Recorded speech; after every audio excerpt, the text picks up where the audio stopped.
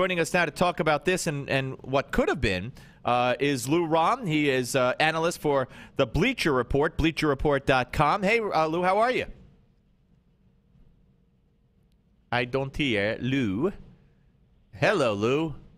Hey, how are you? Hey, good to hear. Good. Thank you. I'm fine. Thanks for coming on. So, A-Rod gets, first of all, just it's probably the stupidest question, but one that's bothering me. Why didn't it, start today? Why is it starting Thursday, the suspension? Yeah, I have no idea. It's really curious. But then again, with this whole scenario, really would anything surprise anybody at this point? I guess not. Now, was there ever really a chance, do you believe, that Commissioner Bud Selig would have used the best interest of baseball clause, which is basically, and I'm not knocking him, I'm just saying basically it's dictatorial. He could have said, I'm suspending A-Rod in the best interest of baseball until 2015, and then A-Rod, if he was to appeal, I presume, would have had to go through the court system, not to a baseball arbitrator, and would not have been able to play pending the results of that appeal. So was there ever any real chance, do you believe, that Selig would have taken that route?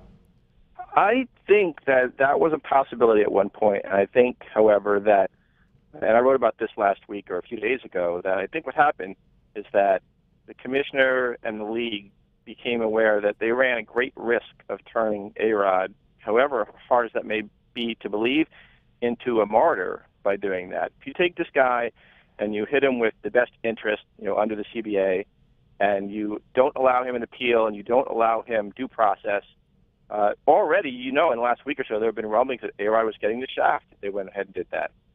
No, that's very true, and I'm looking here for the what baseball said about A-Rod, and this is probably what made him a little different than some of the others who were suspended today, and I also want to get to those.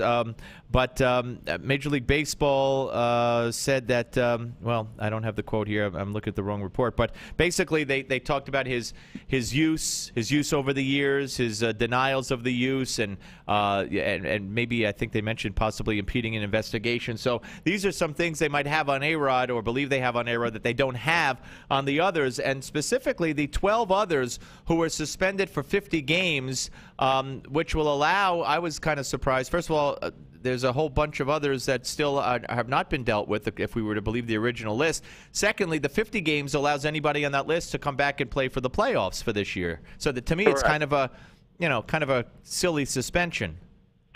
Yeah, it is kind of odd. 50 games is 50 games. That's the first offense, 50 games, and that is the rule. And that's why they wanted to get this handed down by today. I think it's interesting how MLB came around to doing this, Bud Selig in particular came around to doing this. Like I said, I think there was a great risk that they turn A-Rod into a martyr if they handle this wrong. And I think probably even a bigger risk is that you use the best interest clause and then A-Rod appeals that and it blows up in your face and he comes back. And they certainly didn't want to run that risk. Right. And I think part of the reason that Selig came around is that the relationship between the Players Association and the league has been pretty solid over the last few years. And in particular, I think that finally the MLBPA has come around to the fact that steroids and PEDs are bad for the game. And as much as they want to protect their own and look out for the interests of players, that in the end, the best interest of the game and the players is for PEDs to be rid from the game.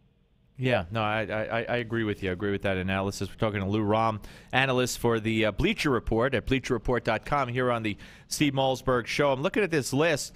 Interesting to Nelson Cruz of the Rangers, of course, out, but he could come back for the playoffs. Johnny Peralta, the shortstop for the Tigers, he's on the list. Francisco Cervelli, Yankees, he's on the DL. So you got Cervelli on the DL. Valdespin of the Mets in the minors. You got Montero of the Mariners in the minors. You got Puello, I think, or if that's how you say his name, Mets outfielder Cesar Puello. He's in the minors. Another guy from the Astros in the minors. Another Yankee outfielder in the minors. So and then you got a couple of free agent pitchers who aren't even pitching for anybody right now. So you only have a couple of 3 or 4 guys that are affected besides A-Rod so far after today. Right, and what's interesting to me is, so how do you lay down the 50-game suspension on the pitchers who are free agents, right, who aren't on a team right now? Yeah, good question. I mean, I guess that's if they come back. It's kind of like a Jason Collins thing. Good question. And these I'm sorry, and these guys in the minors, they're kicked out of the minors now too, I guess. You know, to be honest with you, I can't really answer that question. Yeah, I don't want to tell you something I'm not sure. All right, so what about the others? What about the other? I guess if this is 12 and A-Rod's 13, what about the other 8 or so?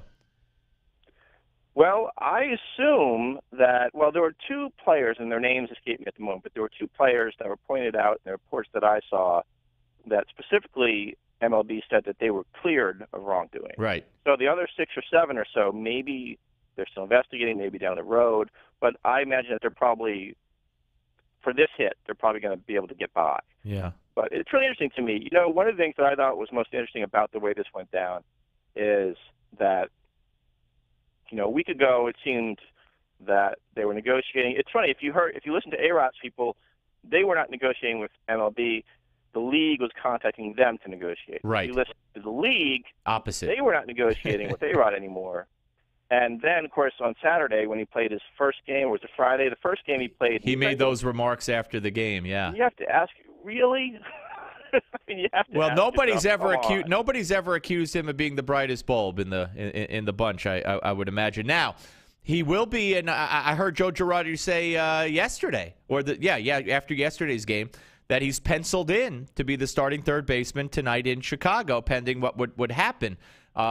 Knowing full well probably that he would be suspended one way or another, but now that and we haven't heard from A-Rod yet, I guess, unless you know something I don't. I'm sitting here behind the desk, but I haven't heard officially that he's going to appeal. Has he made that statement yet?